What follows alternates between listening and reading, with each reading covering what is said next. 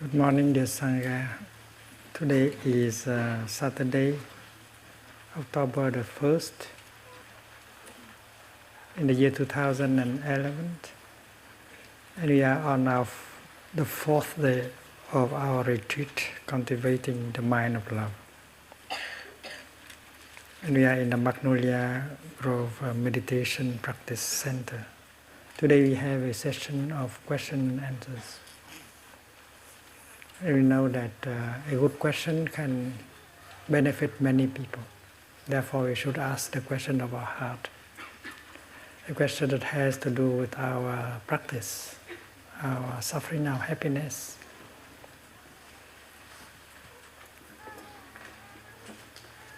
And the children will have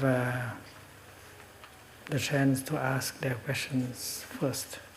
There will be 3 or 4 questions from the children, and then teenagers will have their time to ask their questions. Also, young adults are encouraged to ask theirs. And then we adults will have our chance to ask our questions. The practice is that all of those of us who have a question in our heart are invited to come up here and sit around Thầy, like Sister Tung, Sister Pai. And we take turn to sit on that chair in order for everyone to see us.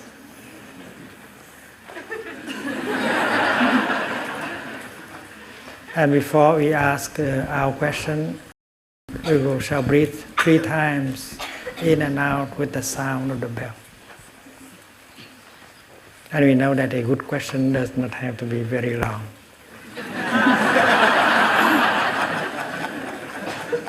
So please, teenagers, young adults, and others, please come and sit around here. It's very beautiful from here.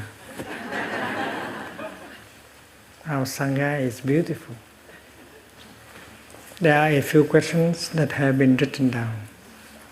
And from time to time, we can read from these questions. If you want to ask a question, and if you don't want to sit up there, it's possible. You can write it down on a piece of paper and ask someone to bring it to Sister Pai. And we can also ask a question for the one who is not here, who is home. So let us breathe in and out together. Enjoy our in-breath and out-breath. Enjoy our togetherness before we ask the first question.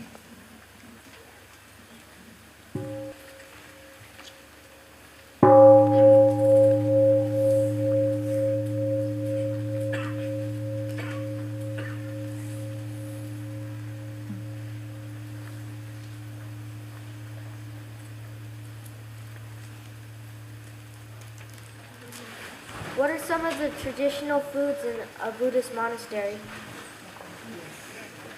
Can you repeat the question, Sister Pai?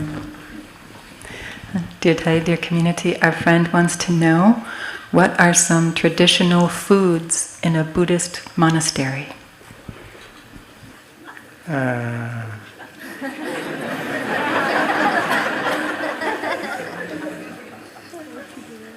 in order to not to have to eat the flesh of living beings, we usually go vegetarian. And there are many traditions of very vegetarian cooking. It's very good cooking. In Japan, for instance. By the way, the bell master today is Sister Purification Triangle. She's from Japan. She's a violinist. And she has translated some texts for Thai from Japanese to English. In Japan, there are many traditions of monastic cooking, and Thai has tried, and every tradition has a wonderful way to cook. In one country where people practice Buddhism, there are many ways of cooking vegetarian food. And it might be good if we organize a retreat just to show the cooking of each tradition. You have chance to taste every kind of tradition. We like to do that. Yeah. And then in Vietnam also, in the north they cook it differently, in the south very differently, and we enjoy all kinds of cooking traditions.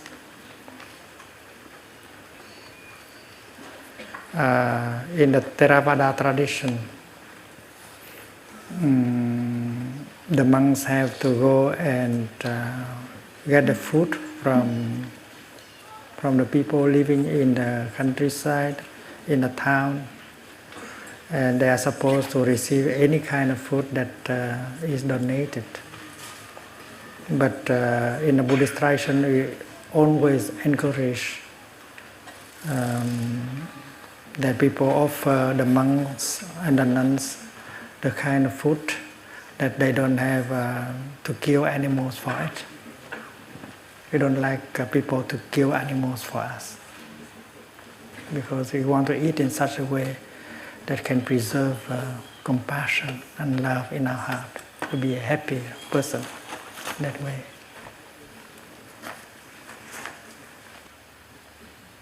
And Plum Village in France and our monasteries, we have gone vegan for a long time. We do not eat cheese and milk and eggs, because we know that producing milk and producing egg cause a lot of suffering to animals. If you know how people raise chicken for egg, if you really see how they produce chicken and egg, you would not like to eat chicken anymore. And if you know how much the cow suffer, you will not enjoy very much the cheese and the milk they give.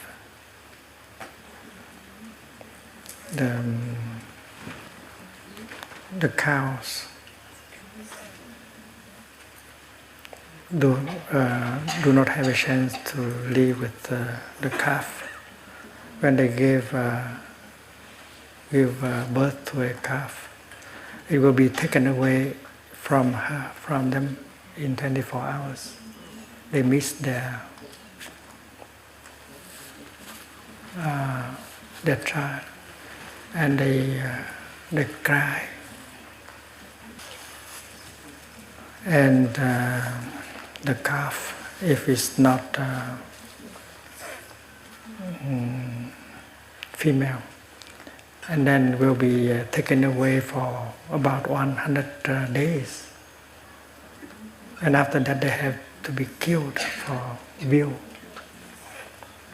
And they had to stay exactly at one place. They didn't have the chance to go around and play like in the old time.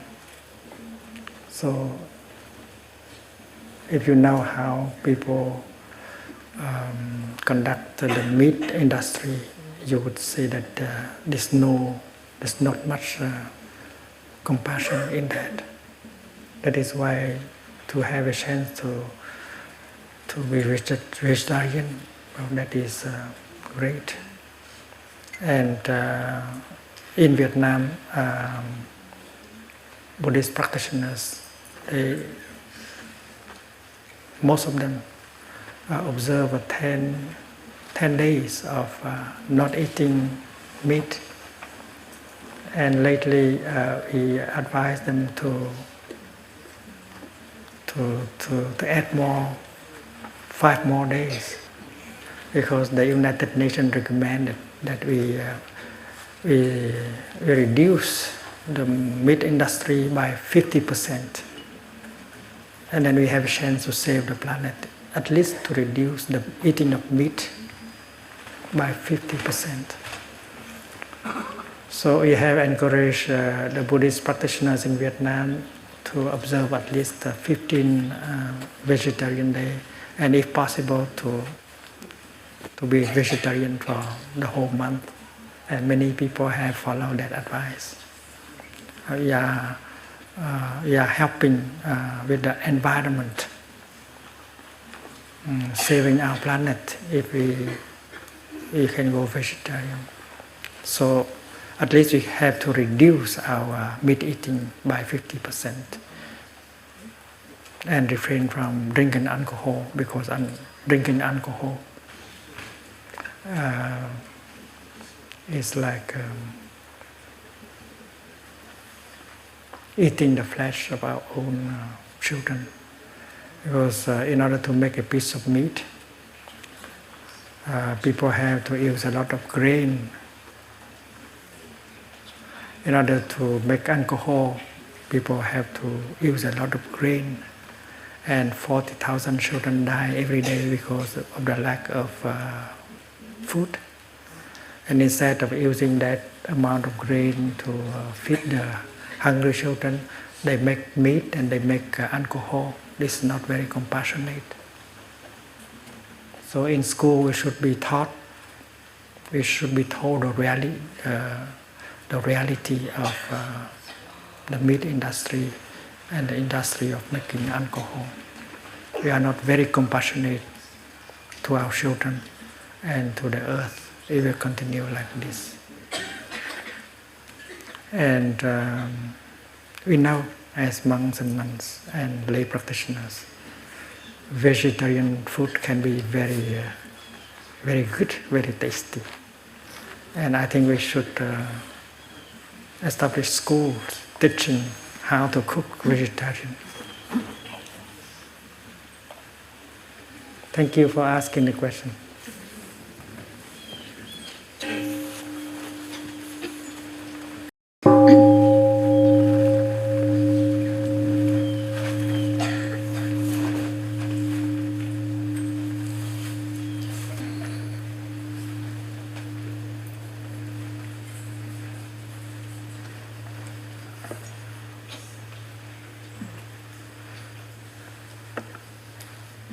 What helps to clear your mind?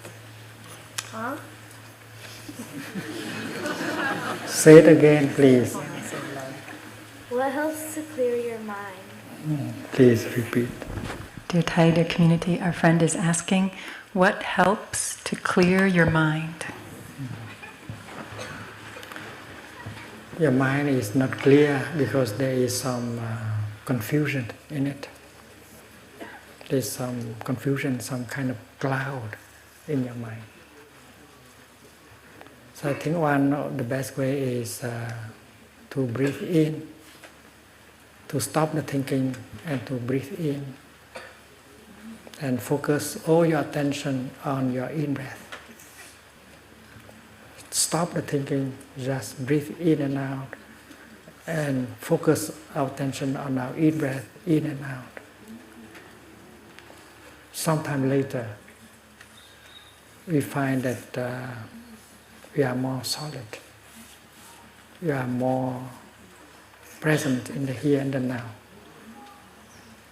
And our thinking becomes more clear. Because usually the things that make us confused is the kind of anger, fear, craving, and especially dispersion. Dispersion, it means that you do not have mindfulness and concentration. Your mind is dispersed. Your mind is being pulled away by the thinking about the past, the future, and many things. So your mind is not clear because you are dispersed. Your mind is not with your body. Your mind has no mindfulness and concentration. That is why breathing in and focusing your attention on your in-breath, you begin to have mindfulness. And if you continue, you begin to have your concentration. So with mindfulness and concentration, your mind will be one, and you begin to see things more clearer. Try. Third question.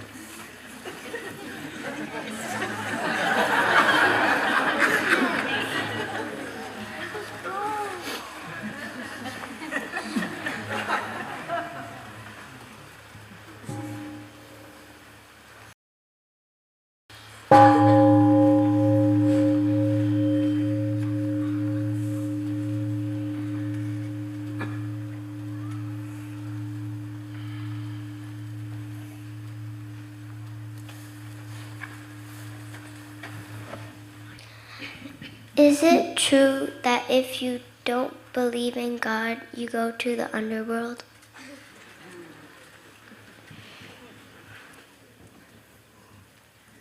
Dear Thai, dear community, our friend is asking, is it true that if you don't believe in God, you go to the underworld? This question cannot be answered unless we know what is God and what is the underworld. I know what the underworld is.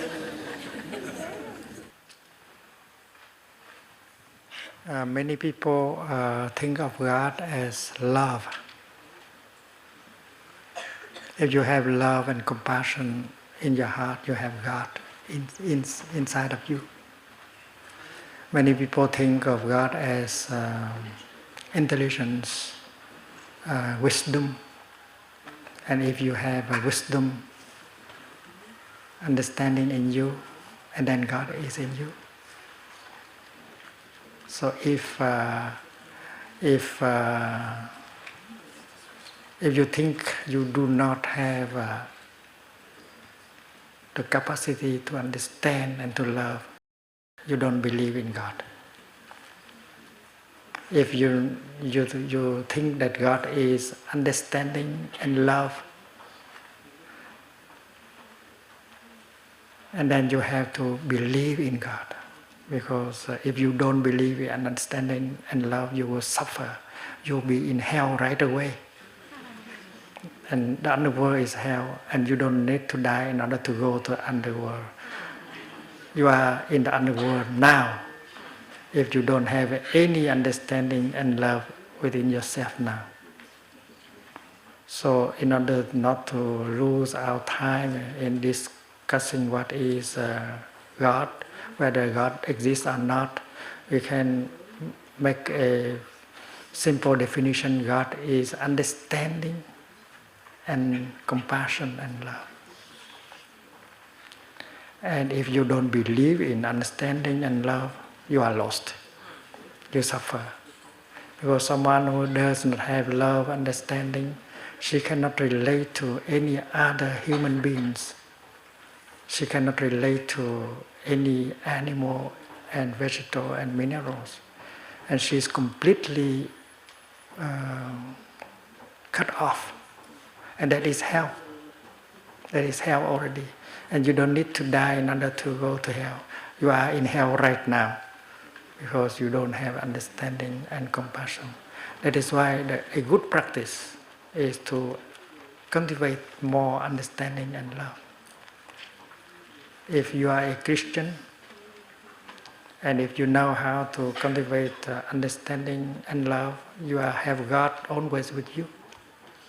And if you are a Buddhist, and if you know how to cultivate understanding and compassion, the Buddha is with you and God is with you at the same time.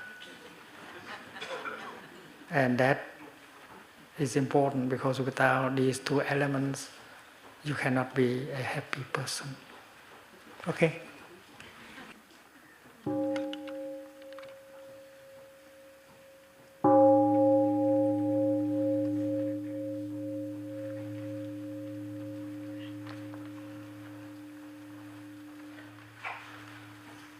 My mind is clearer when I breathe in and out.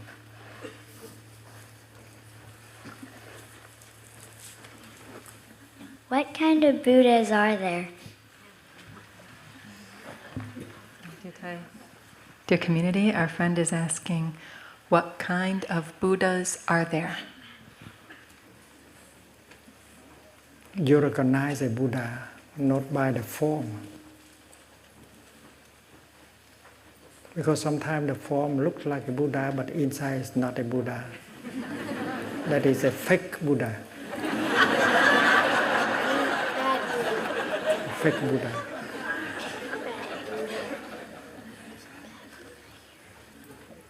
You can see a Buddha statue made in bronze, copper, or even emerald, or gold. But that is only a statue. It's not a Buddha. A Buddha is someone who is very alive, who has a lot of compassion and understanding. A Buddha can be a he or a she. And don't think that the Buddha is far away and 2,500 years ago. There are many Buddhas very close to us. If we are mindful, we can recognize them. They have a lot of understanding. They have a lot of compassion. And we like to sit close to them because they radiate brotherhood, sisterhood, understanding, compassion, and happiness.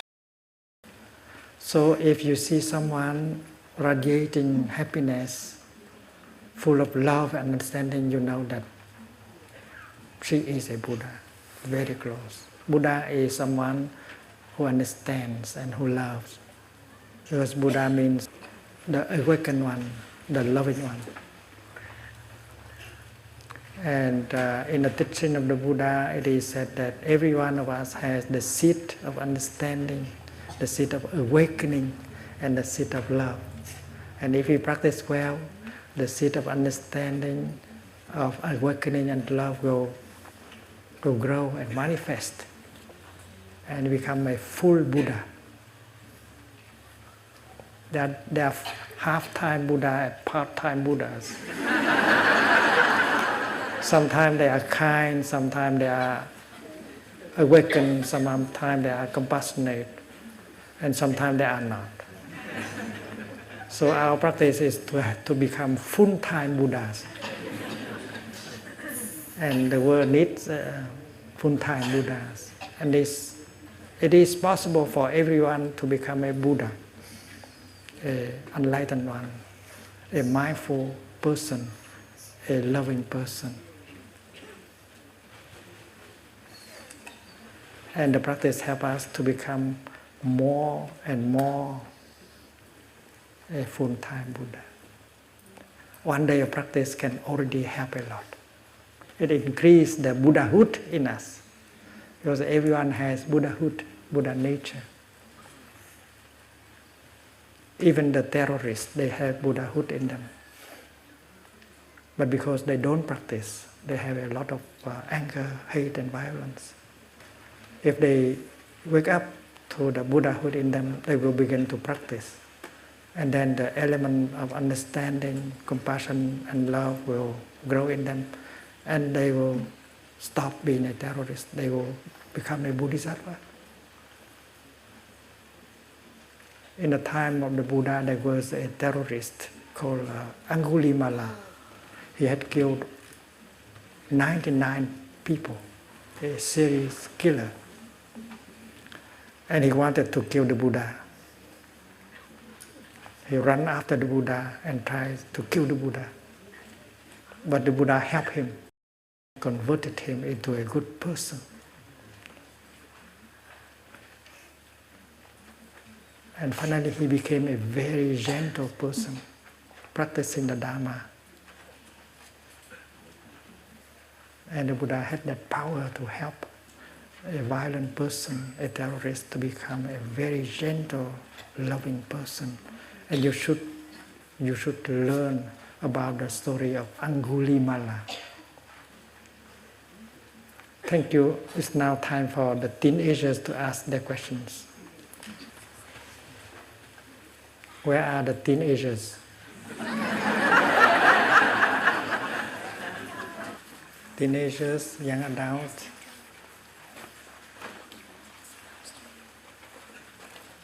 And others.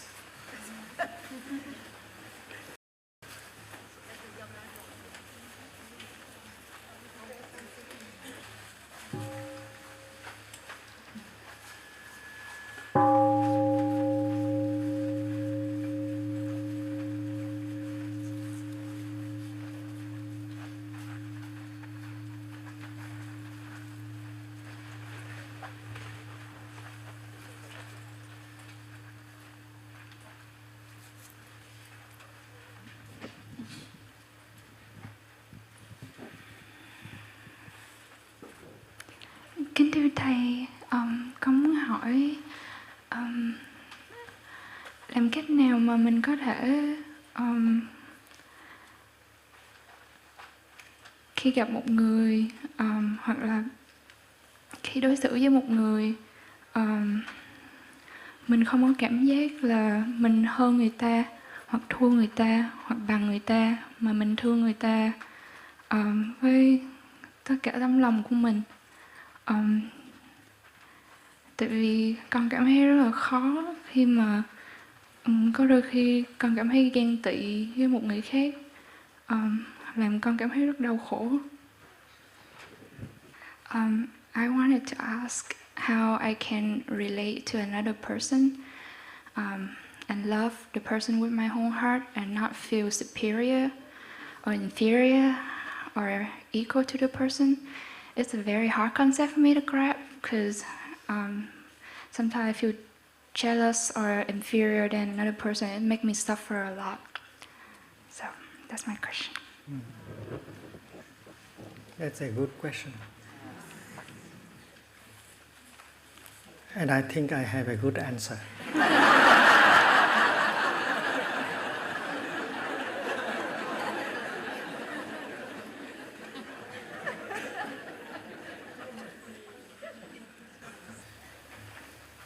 And this answer is drawn from the teaching of the Buddha. When we meet, when we see the other person, we should recognize the fact that in him or her there is suffering also. There is suffering in us, that's sure. But there is suffering in him and in her too. So you have something in common.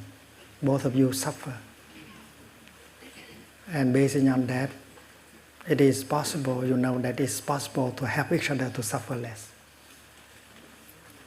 And you forget about you are equal to him, or better than him, or lower, worse than and him. So this is not too difficult to do. When you meet the other person, we may have the tendency to compare. But before we do that, we breathe in and remember the fact that there is suffering in us, and there is a suffering in him too, in her too. And that will dissipate that kind of tendency to compare. To suffer is not a bad thing. And suffering is an ingredient with which we can make happiness. And the practice consists in learning how to make good use of the suffering in order to create happiness. We know that comparing and these complexes give a lot of suffering. So we give priority to the practice of recognizing the suffering in us and in the other person. And the first idea, the first thing we have in mind is how to help him to suffer less. Because that person may look like she does not suffer. But that's not true. That is not true. That person look very fancy. But there is one thing that is certain. There is suffering in him or in her. And if you can touch that, compassion in you will arise. And it will protect you from other afflictions like jealousy, superiority, inferiority complex, and so on. Try and report to Thầy after a few weeks, right? Thank you.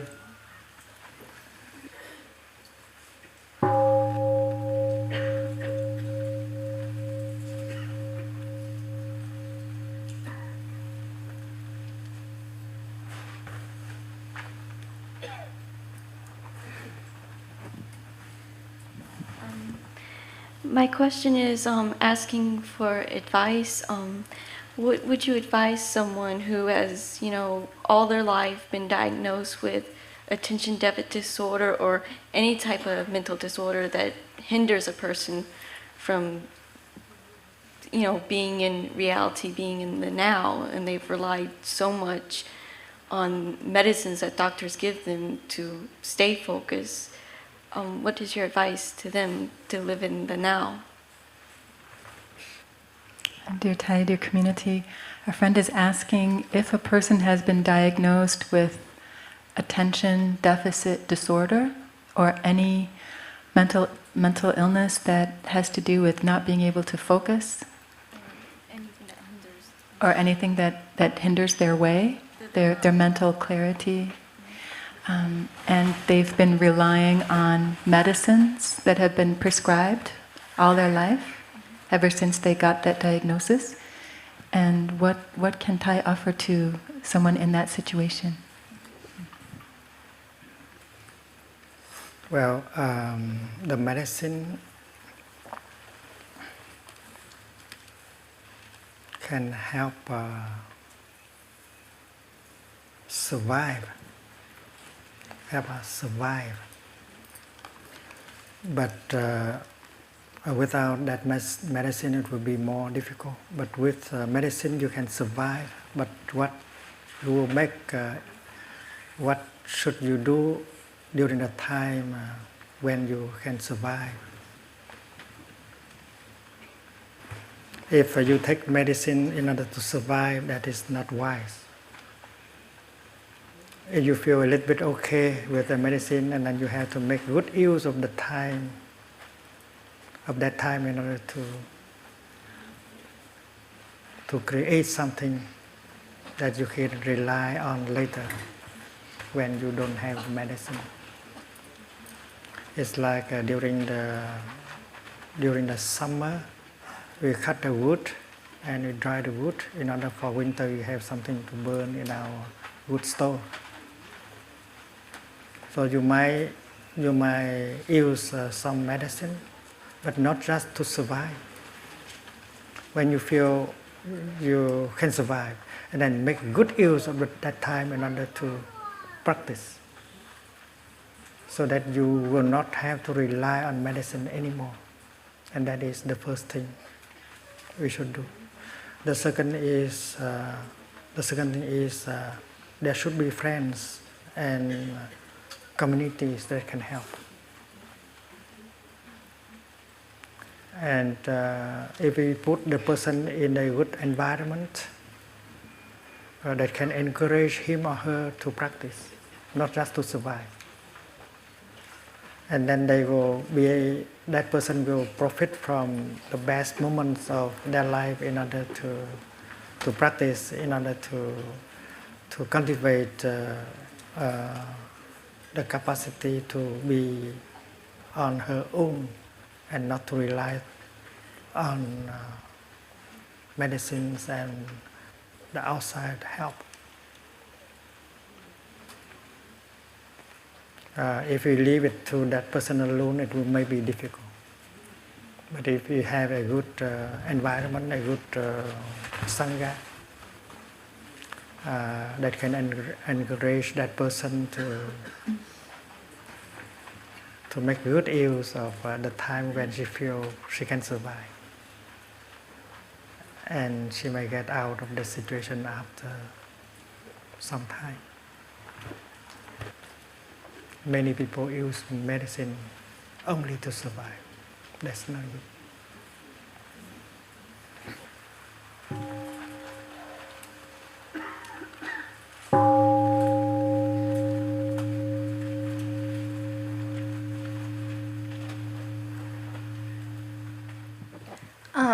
What would you do if you had a friend that wasn't being loving towards another friend, or like a group of friends that are not being loving towards another group of friends, and you're in the middle?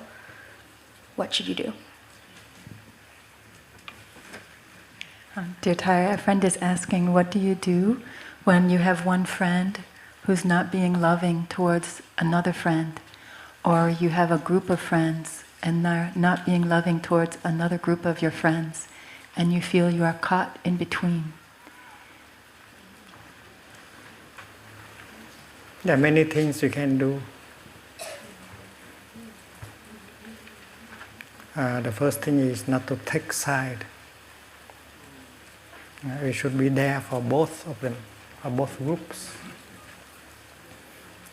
Sometimes it's difficult, but that's the only way. Like during the war in Vietnam, the two warring parties, the communists and the anti-communists, they don't want them to fight and kill each other. So you should not take side. It's difficult because you might be looked upon by both sides as the enemy. If you are not my friend, you are my enemy. That's the way people think. So you should stand firm on that. I want to love both of you. You have to tell. I don't want to lose any of you. I have to be friend of both groups. In the war in Vietnam, many of us were killed because we stood on that stand. But we kept very firm.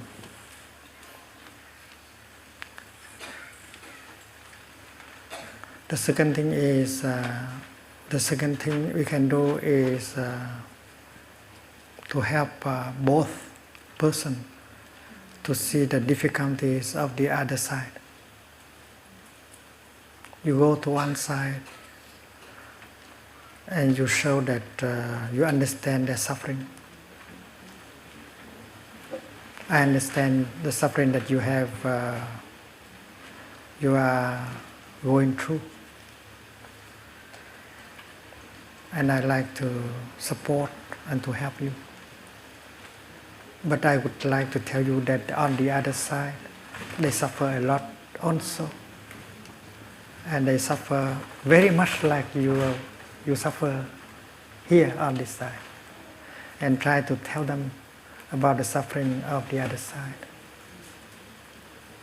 And only when this side understand that the other side suffer, and then anger and wish to punish will be removed. So as a mediator, practicing mindful mediation, you go to both sides and tell the suffering of the other side, touching the suffering inside and touching the suffering on the other side is very important. And that's what we do in Plum Village, where we used to sponsor groups of Palestinians and Israelis to come and practice with us.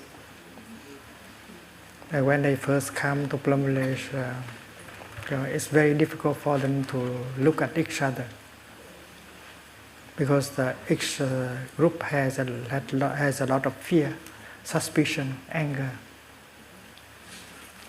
So during the first week, what we help both groups is to advise them how to breathe and to recognize the emotion, to relax, to release the tension, and to get in touch with the beauty of the place and get some nourishment.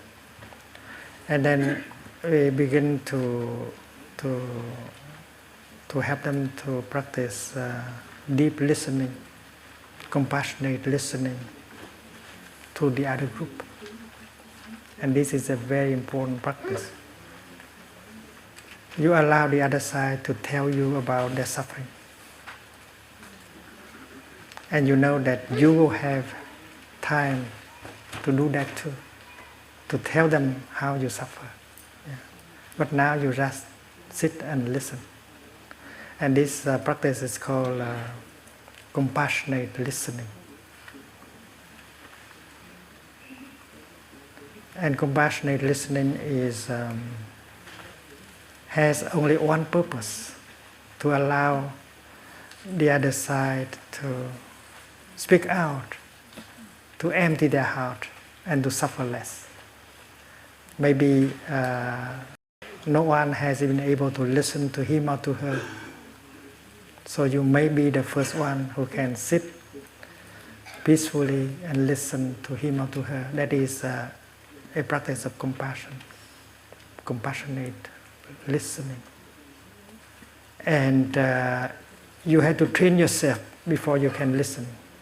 Because while the other person is expressing himself, he might water the seed of anger, irritation in you. What he say may have a lot of wrong perceptions, misunderstanding, bitterness, accusation, and so on. So what the other person say might touch off the seed of irritation, anger, and you want to react by interrupting him or her. And if you do like that, you fail. You transform the session into a debate. So you practice mindful breathing in and out. And you say that I listen to him like this with only one purpose: to allow him a chance to empty his heart and suffer less.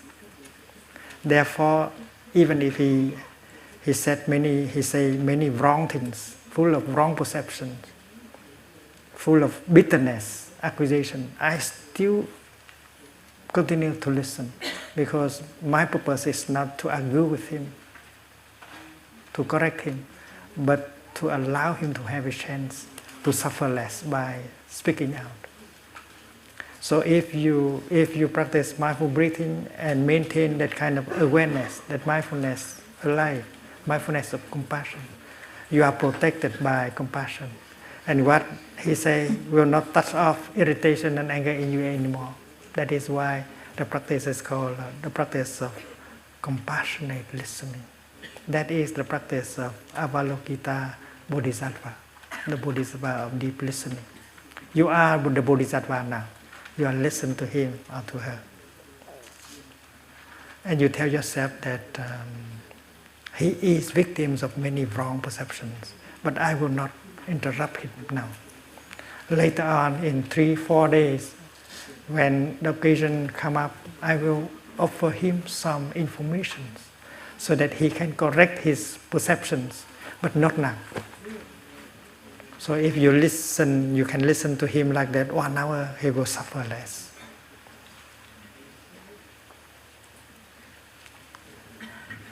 And we encourage the group that is speaking to use the kind of speech called loving speech. You should speak gently.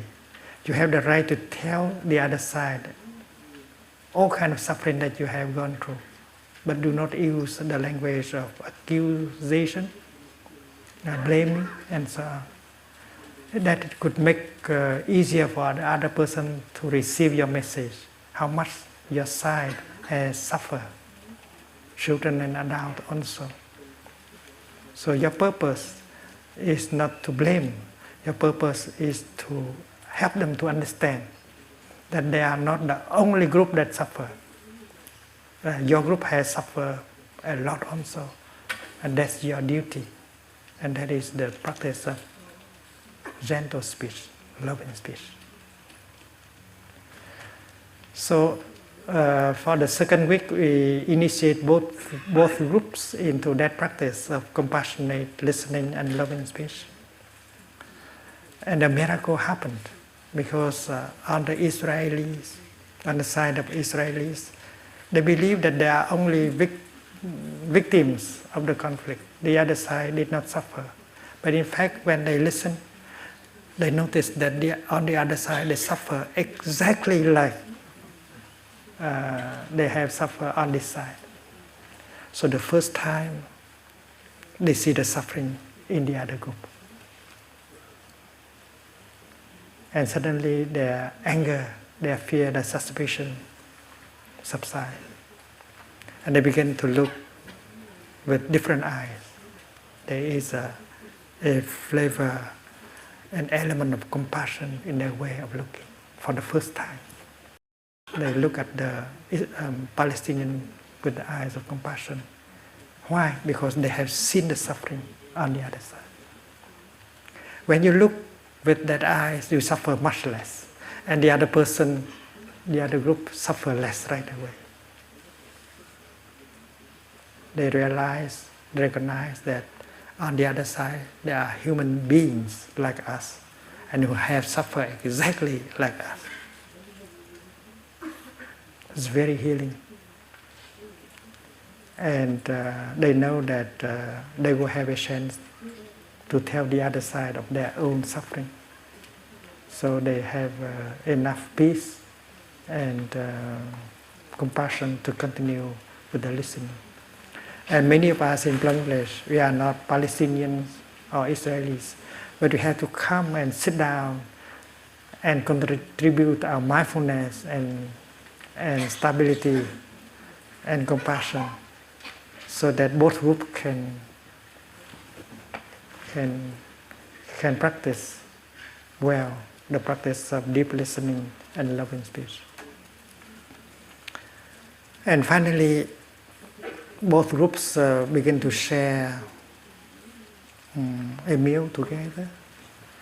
Both groups begin to hold hands and do walking meditation together, which is a miracle. In the beginning, it was impossible. And finally, at the end of their practice time, they always came up as one group, reporting to the whole sangha about the progress of their practice. And always promised that when they go back to the Middle East, they will organize groups of practice like this So other Palestinians and Israelis can come and practice and suffer less. We have sponsored many groups like that many years. And we know that it works, the practice of compassionate listening and loving speech.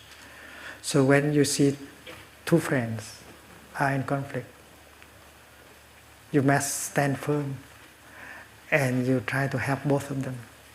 And suggest to them the practice of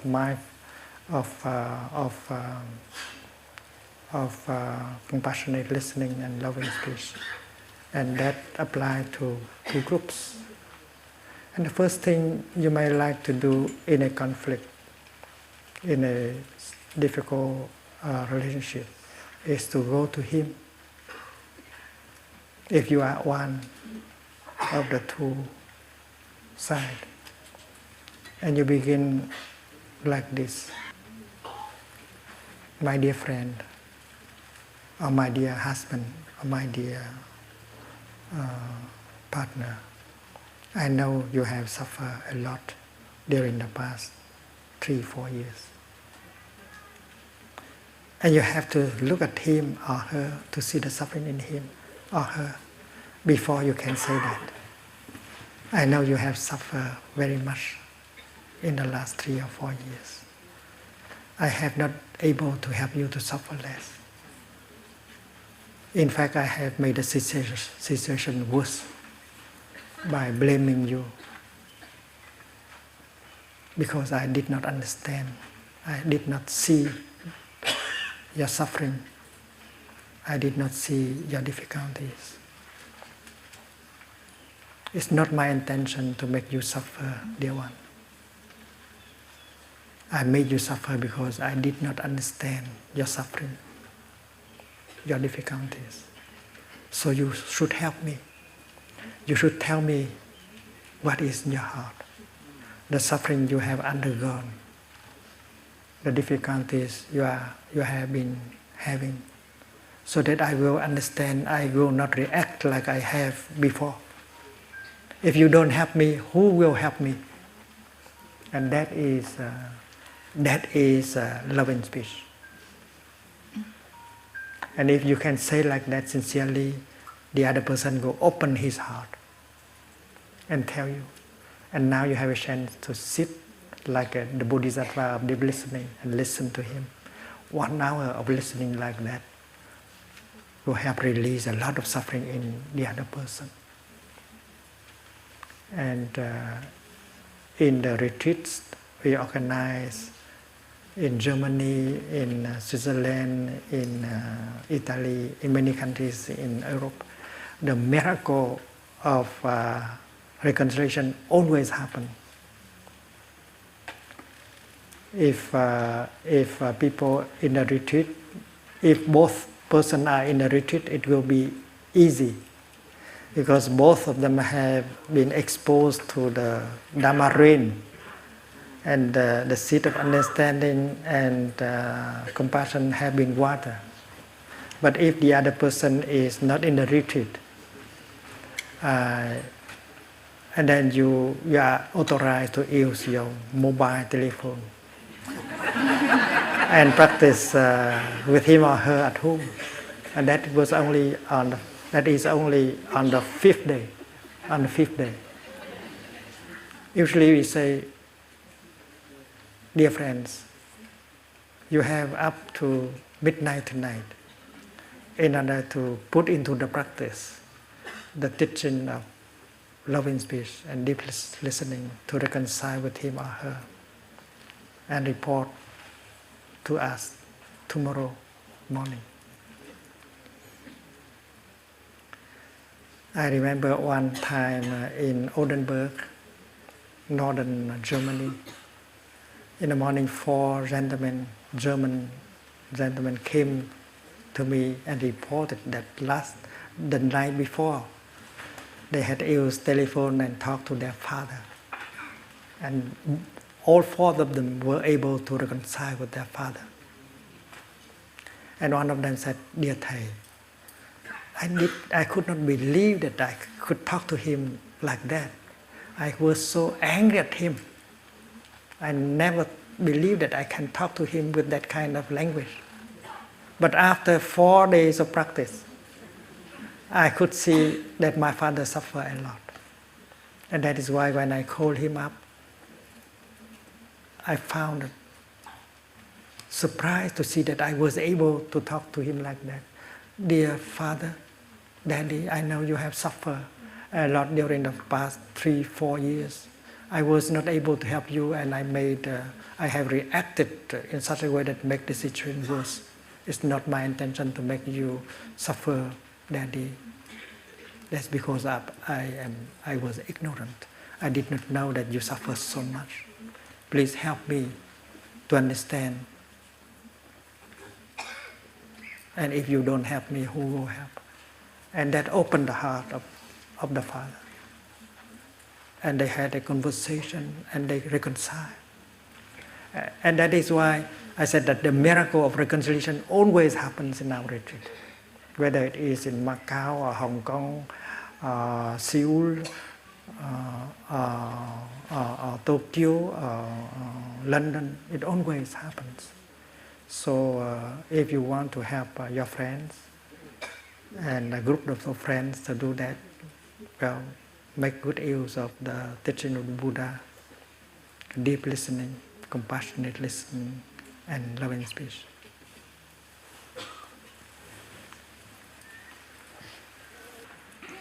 Dear Thai, our friend is writing, how can I not suffer when I see my 26-year-old son's life unraveling because of drug addiction? He cannot see that his unhappy and difficult circumstances are a result of his continuing poor choices. So I don't tell him that anymore. I just tell him how much I wish he were not suffering. I am overcome by grief and despair whenever I talk to him or think of him. Besides simply not talking to him or thinking of him, what can I do to stop my own suffering? There are many ways to help a person. And as a good practitioner, you should be skillful. The Buddha speaks about skillful means. There are many ways to help a person. If you cannot help directly, and you can help indirectly. There are people who can talk to your son, and you have to find them and ask them to help. There are ways to help. If in order to succeed in our effort to help a person, we have to cultivate our capacity of deep listening and loving speech. If the other person does not accept to talk to you because we are not fresh enough, we are not loving enough, at least that person is not capable of seeing our love. Sometimes we have the willingness to help, but we are not skillful enough. I think the right path of practice is that the first thing we should do is to cultivate our pleasantness. It means we should become a pleasant person with freshness, with loving kindness.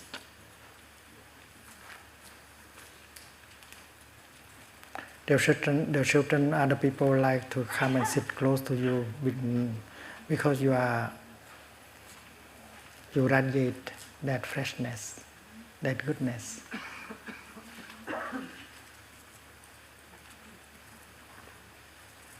So practice so that you can bring restore your freshness, flower fresh, and water reflecting, and space free. These are qualities that make your person pleasant. And with that, it's much easier to use a loving speech and deep listening. If we fail in helping him or her, it's because we are not strong enough in this practice. Even if we don't say anything yet, but our manner, if we're going in that direction, and the other person will notice it very soon. And it is him or her that will come to us first. If we are truly pleasant, fresh, and loving, people will need us and come to us. Even if we are not the father, the mother, or the friend.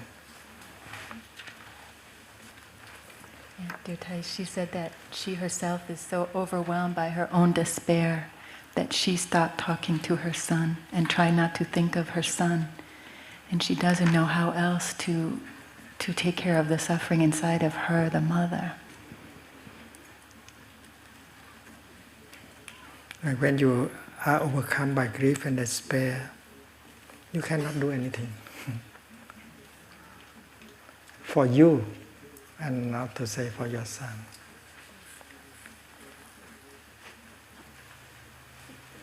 When you are overcome by grief and despair, you don't have any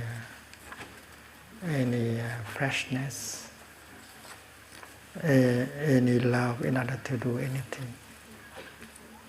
You cannot give yourself love. You cannot help yourself. How can you help the other person? And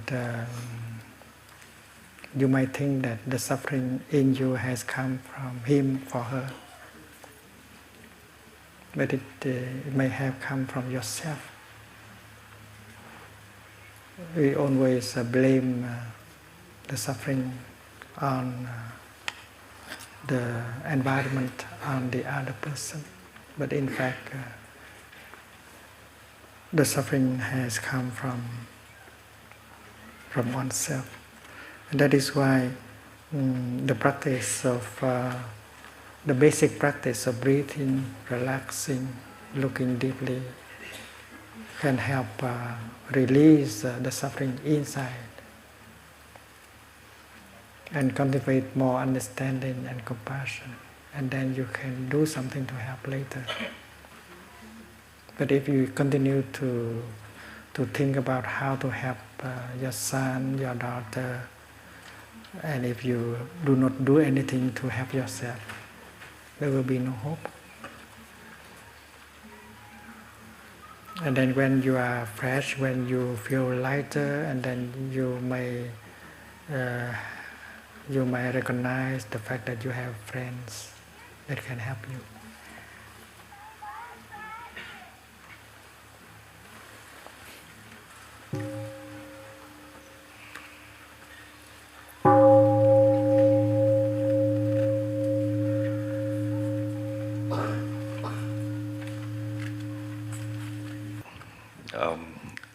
Sometimes when you're facing a decision, you normally have two answers, the one that you think is right and the one that you feel that is right inside. And I want to just ask if there's any way you could distinguish the two, or if either or is correct. So dear Thai, our friend is saying sometimes when you have to make a decision about something and you can only see two possible ways to decide, and one seems to be from your thinking mind, what you think is right, and the other one is more like what you feel in your heart. And how do you practice with that kind of dual choice? Yeah. In fact, the mind is in the heart, and the heart is in the mind. We cannot separate the two. According to the teaching of interbeing, the mind is made of non-mind elements, including the heart. So to think that there are two distinct solutions is not correct. Suppose you follow your mind.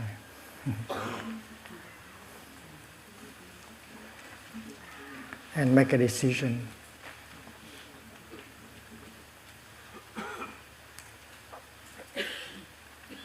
You cannot be peaceful with that, because you know that your mind is not, you are not just your mind. And that is why you have to recognize the presence of your heart in the mind. The solution offered by the mind should also satisfy the heart in order to be really a solution of a good mind. Otherwise, it's not the good mind that is functioning. Can you give an example to make it more concrete for our friends?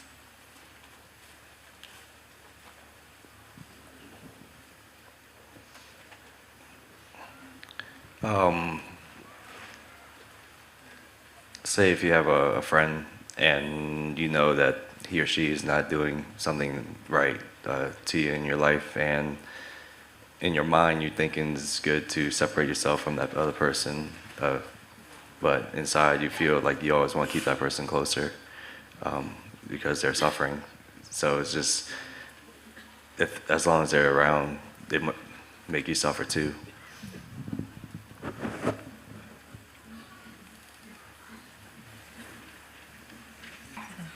Our friend is saying that if we're close to a person who suffers a lot, and maybe we feel that it has a negative effect in our own life, and so maybe in our mind we say, it's better for me that I separate, I leave that person behind, but in our heart we don't want to abandon them. I tell you the story of a couple. Maybe you know the story. She is 27 and he is 30. She wants to have a child. She wants very much to have a child. But he doesn't want to have a child. That is the only difference between the two persons.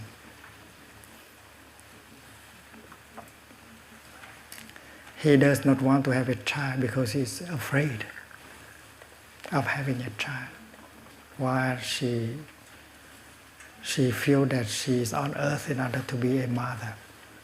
She would not be a happy person without a child. So he's afraid of having a child because in his childhood he suffered. His mother was living with a stepfather, and they made each other suffer every day.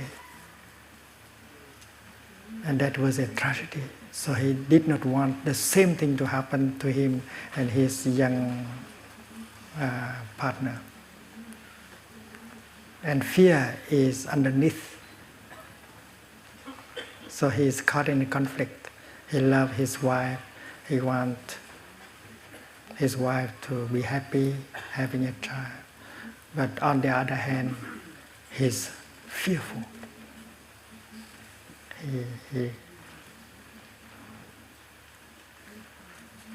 He doesn't want the same thing to happen again. Because maybe when he has a child, he will treat the child the same way his stepfather and his mother has treated. So he asked the question as what he should do. And he even wanted to become a monk. So the solution cannot be either with the heart or either with the mind, because the person has not seen that heart and mind are together. The mind is the thinking heart and the feeling mind are the same.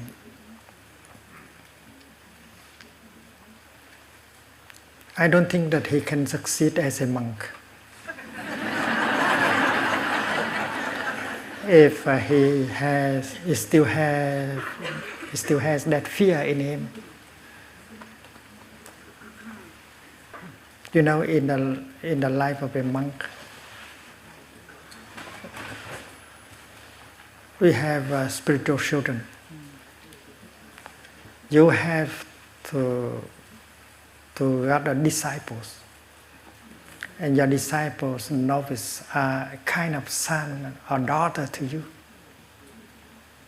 and you can make them suffer like you make your own blood son and daughter suffer if you have not transformed.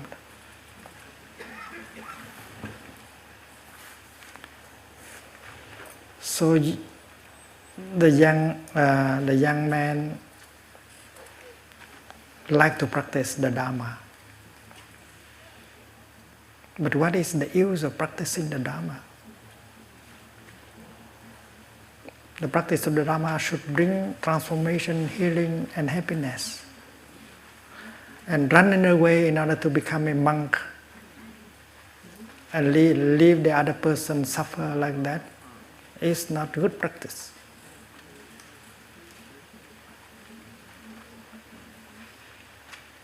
A good practice is this: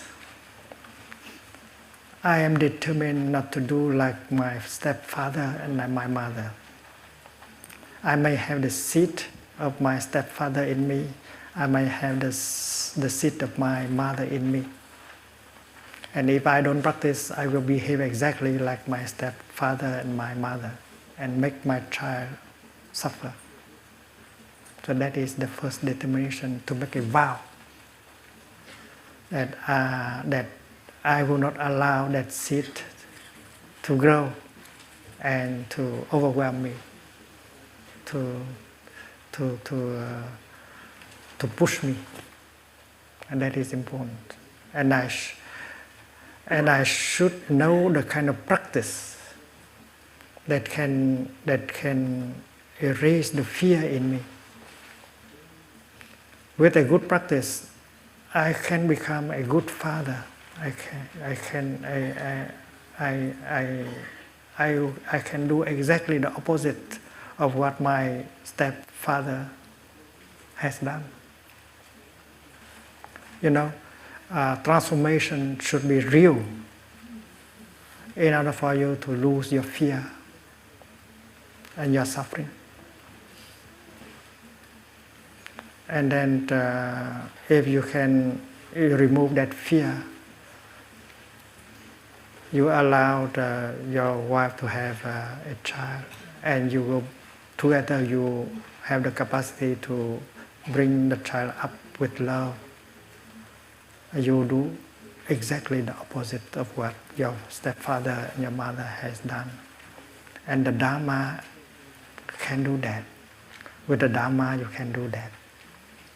I tell you the story of a Vietnam War veteran. There are a few Vietnam War veterans in our midst.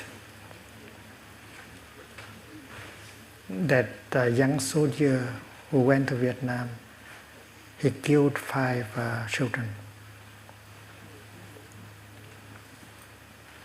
His unit was destroyed by the guerrillas. And in the unit, his dear friends. That is why he got so angry. He wanted to retaliate. So he came back to the village where his unit was destroyed and brought a bag of sandwiches. Very, very beautiful sandwiches. he put some explosives in the sandwiches. It's full of hate, anger. He wanted the people who have destroyed his friends to die.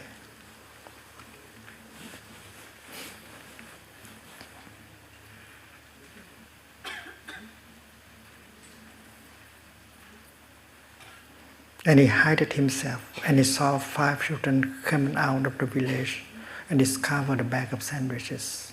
And after having eaten, they began to twist and cry.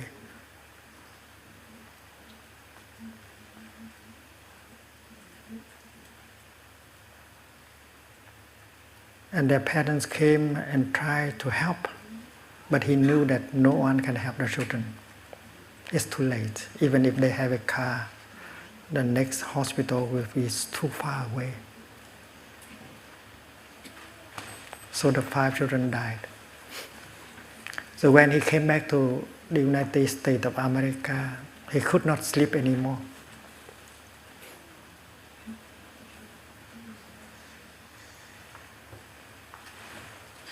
And he did not dare to tell the story to anyone except his own mother.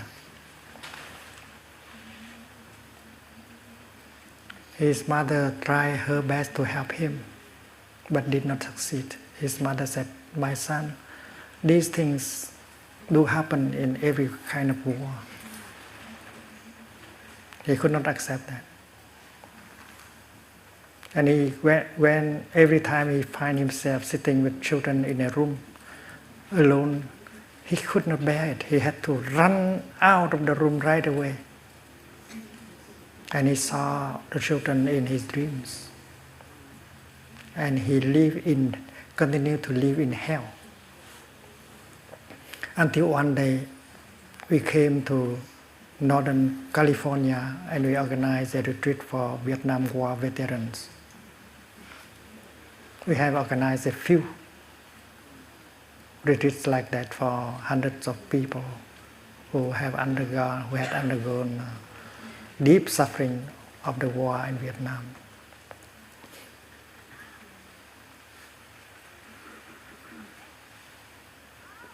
He was not able to tell his story either. But because there were monks and nuns and lay practitioners who had solid practice, that is why on the 4th day he was able to tell us the story. We sit hours and hours and hours before he could open his mouth, and for the first time of his life he can tell the story. Without deep listening and a lot of compassion, that can never happen. So the collective energy of compassion is strong enough for him to open his heart and tell the story. And after telling the story, he suffered less. I gave him myself personally a consultation. I said, "My dear friend, you killed 5 children. That's a fact. But there are things you can do in order to transform your suffering and the suffering of the 5 children. You are still young, and you can use your time, your life, in order to do something that can help transform the wrong thing that you have done in the past." You know that children continue to die today, everywhere, including in America, in North America. There are children who die just because they need 1 tablet of medicine. There are children who die because of starvation, and 40,000 children die every day. And you sit there, you don't do anything to help them. You just embrace your suffering. It's true that you have killed 5, but today you can save 5. And tomorrow you can save 6 or 4. Why don't you use your life, your energy in order to do that? Don't stay with that kind of fear, complex, and guilt. And offer him a way out. And during the consultation, I can see the transformation taking place. He began to see the way. And he said, "Thầy, I will do it right away. Then I go home." So he put the teaching into the practice. And he has been trying to save, to help many children from dying. And that is possible today for any man or woman of goodwill. Children are dying every day, everywhere, including in America. And if you want to serve, you can. And finally, after some years of practicing, he transformed himself, and the joy of living come back. He married a dentist in England and settled in France, close to Plum village, so that he can come and practice with us. So transformation is possible. And when you are transformed, you can do anything, and you don't have to be fearful anymore. You don't have to suffer anymore. And it should be good practice, true practice. If you practice sitting meditation for 5 years, but the practice cannot wipe out that kind of fear, it's not good practice. You have to recognize the seed of fear in you. You have to recognize that you are a human being, you have Buddhahood, the seed of compassion and understanding. You can have a great vow to transform yourself. And then if you practice like that, a few months may be enough for you to get rid of your fear and to have enough energy of vows. The Bodhisattva of great aspiration, Shitigagba. When you take a great vow, you have a lot of energy, and that energy can help you to transform, and you are capable of creating happiness for you and for the other person. Otherwise, no matter how much you practice, the fear will continue. And whether you continue with her or you become a monk, it does not help. If you transform that seed of fear in you, to continue with her is good. To become a monk is also good.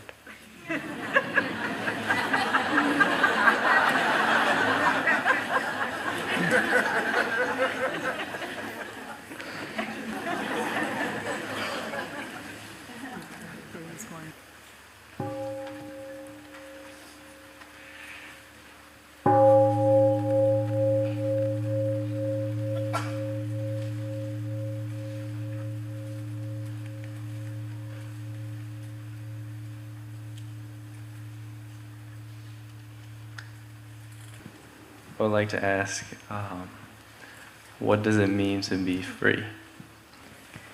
Dear Thai, our friend asks, what does it mean to be free? To be free always means to be free from something. And in our practice, we don't talk much about political freedom. We talk about freedom from anger, from fear, from craving, from despair. Because all of us have the seed of fear, of craving, of anger, of despair. And to practice is to recognize the seeds of affliction in us,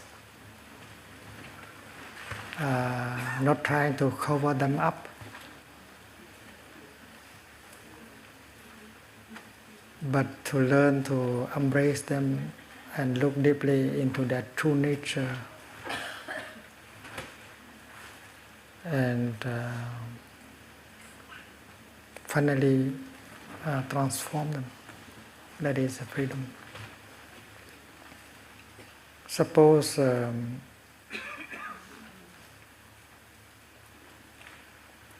you have an idea of how to be happy.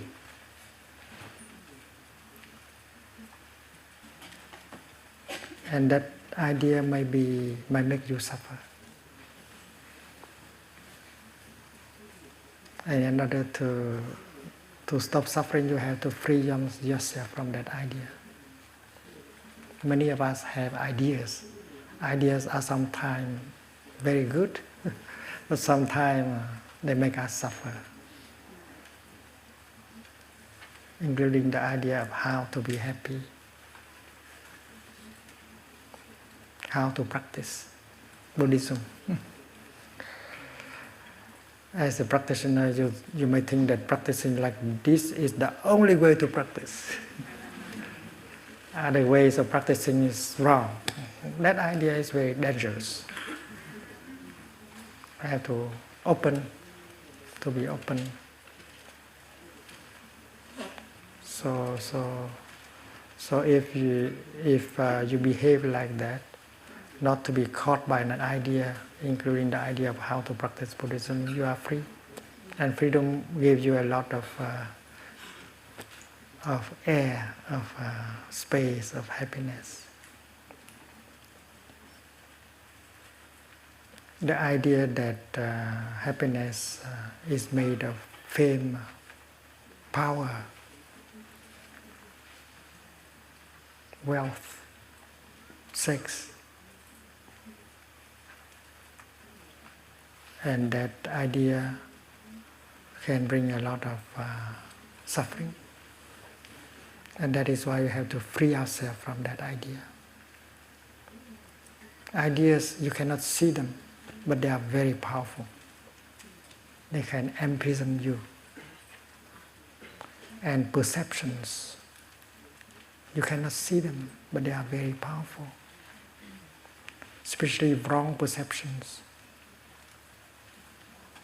Many terrorists believe that they are victims of people who want to destroy them as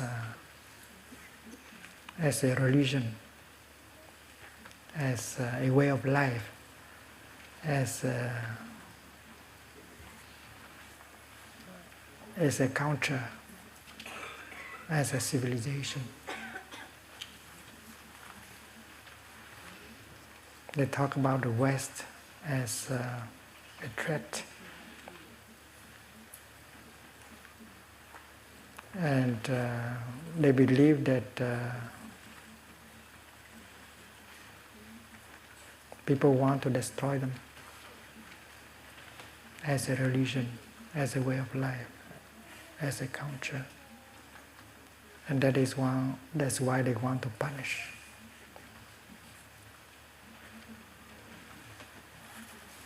And again, the fear, the violence, the hate in them that make up the energy to destroy is made of ideas, perceptions.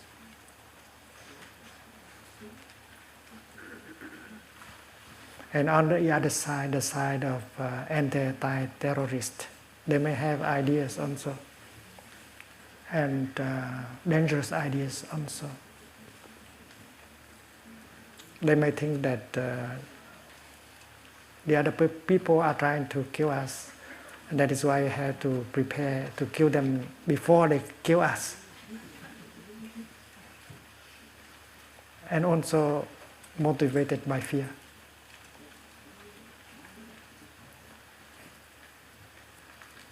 And many regimes operate on the ground of fear. after September 11th, 3 days after September 11th, they gave a talk in Berkeley for 4,000 people.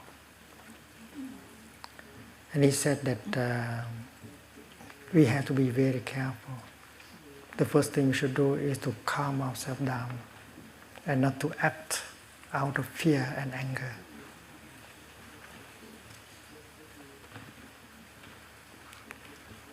The terrorists may have thought that we try to kill them, to destroy them as a religion, as a culture, a way of life. They have wrong perceptions because we do not want to kill and to destroy them. But we may have done or said something that gave them the impression that we want to kill them as a religion, destroy them as a way of life. Because we are human beings and sometimes we are not skillful enough. We may say something, we may do something that give them the impression that we want to destroy them, to kill them. But in fact, we don't have that intention. So we must not be too sure of ourselves that we have not done anything. So maybe the first thing you have to do is to talk to them. Dear friends over there, you might have the impression, the idea that we want to kill you, destroy you, punish you. But we don't have that impression, that intention at all. We might have said or done something unskillful that gives you the impression that we want to destroy you, but in fact we don't. Please tell us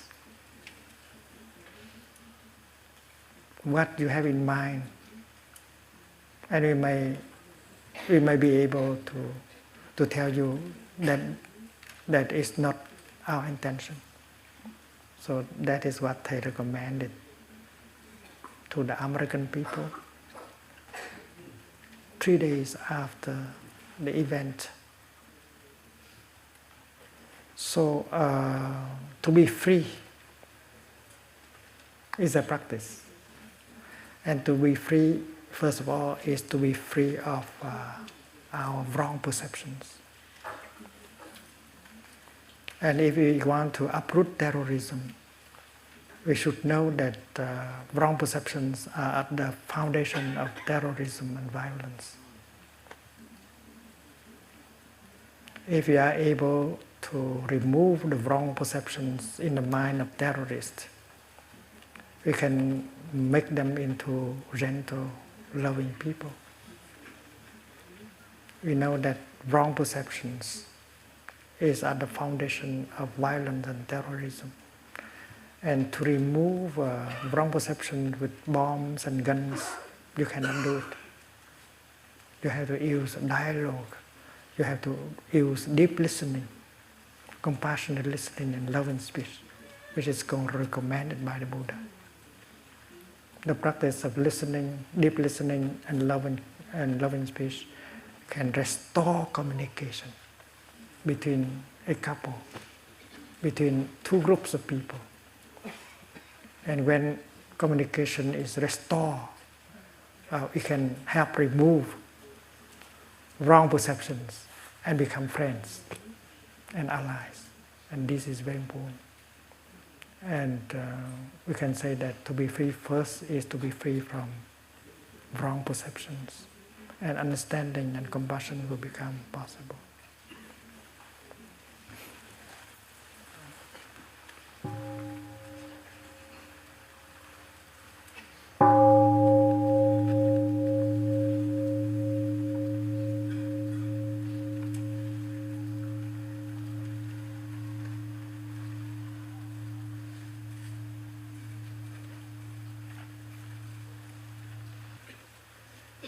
In using love and happiness, how can a Vietnam vet that has yet to return and still suffers from PTSD ask for the love from the multiple generations that he sees here of the people in Vietnam, and let them know, as the last man from Ice Pick, that we cared. We really cared.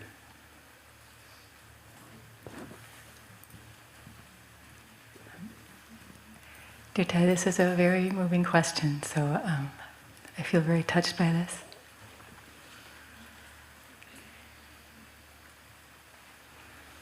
Our friend is asking,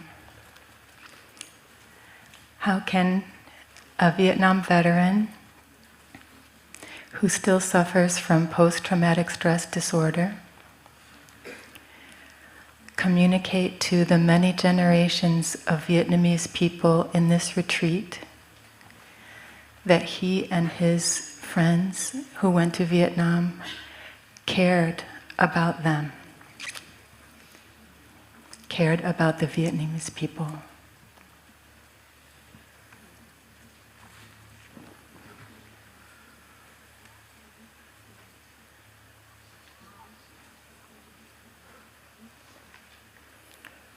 I was exiled from Vietnam for almost 40 years because I dared to speak I had dared to speak against the war in Vietnam.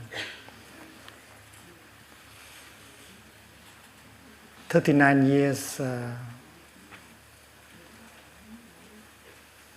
after I went out of Vietnam to call for the cessation of the hostilities,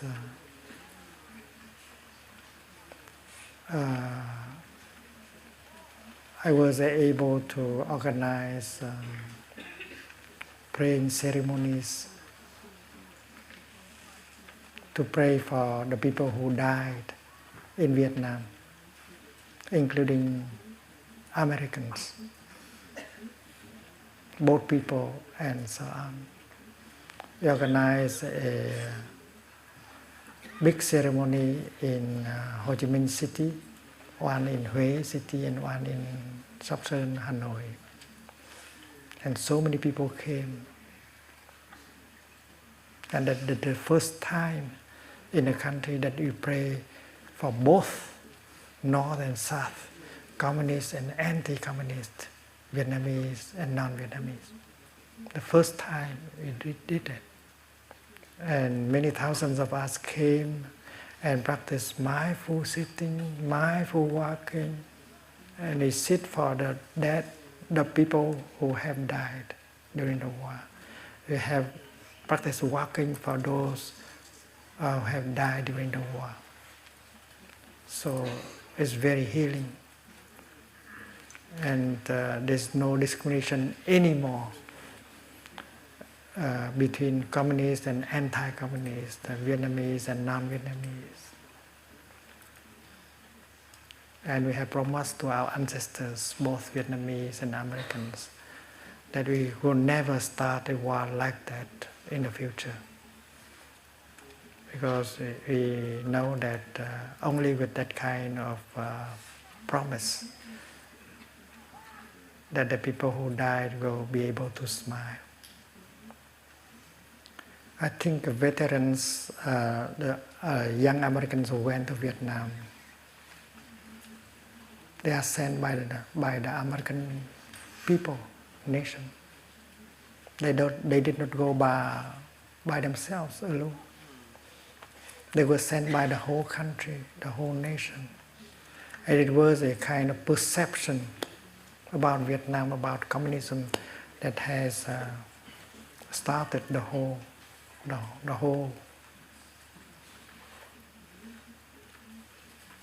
thing. So everyone is responsible, not just one person who is making the policy. Everyone is responsible. And all Americans suffer, not just the one who went to Vietnam. Collective suffering. But those who go to Vietnam, they are on the spot. They are on the tip of the candle. It's very hot.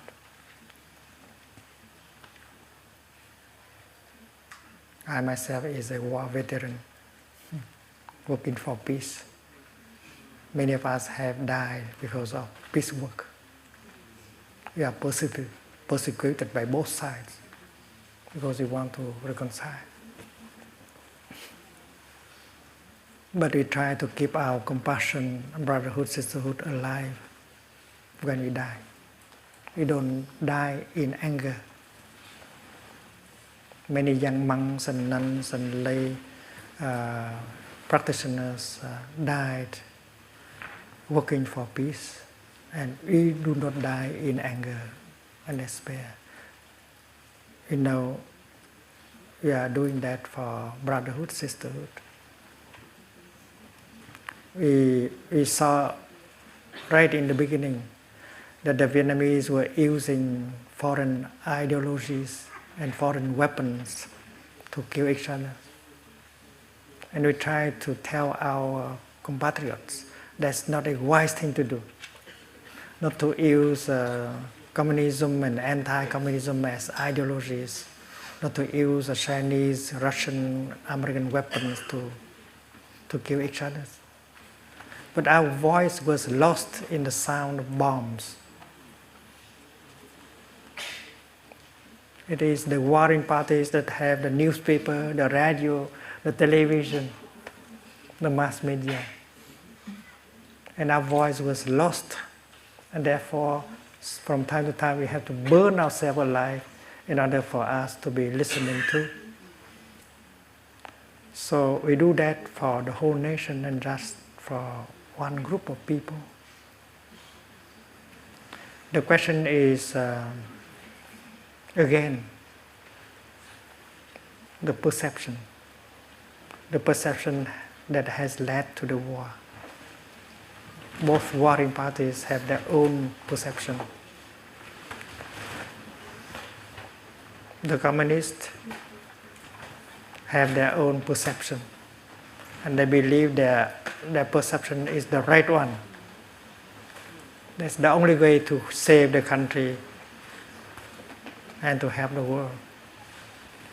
And on the other side, the anti-communists, they have their own perception. And containing communism is the only way to do in order to help Vietnam and to help the world. So perceptions are at the foundation. And we are all victims of these perceptions, whether you are Northerners or Southerners, Vietnamese or Americans. So if you can see that we are all victims, and then we see that no one is blaming no one anymore. We see the roots of the problems, perceptions. And it may be very healing if we promote each other's, like we have done during the mass ceremonies. Dear brothers, dear sisters, dear one who have died during the war, who have been maimed, destroyed, killed, put into prisons, die in the mountain, in the sea. We recognize that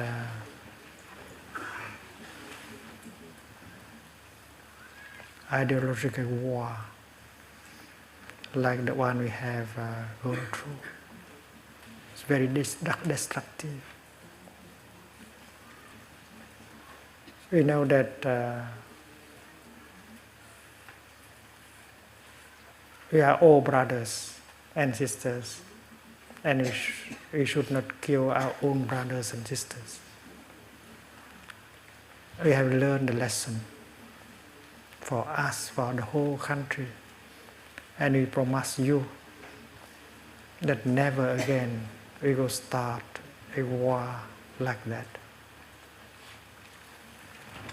That is the only thing we can do in order to reconcile with ourselves and reconcile with other people. And you don't have to go to Vietnam in order to reconcile. You stay here and you practice purification and you see the same truth. And the healing can take place if we have the right understanding. Right understanding brings about love. And Vietnamese and Americans, we have learned a lot from the suffering. And we should continue to learn. Suffering can instruct us. And we learn until, well, we are determined not to start something like that again. In Vietnam or anywhere, including Afghanistan, Iraq, Iran, and so on. So the key word is to wake up, for the whole nation to wake up. To wake up and to see that we don't want to repeat the same thing again, anywhere. We have to use loving speech, deep listening to solve problems, and not to use the military forces. And that is the only way to heal. And we shall do it together.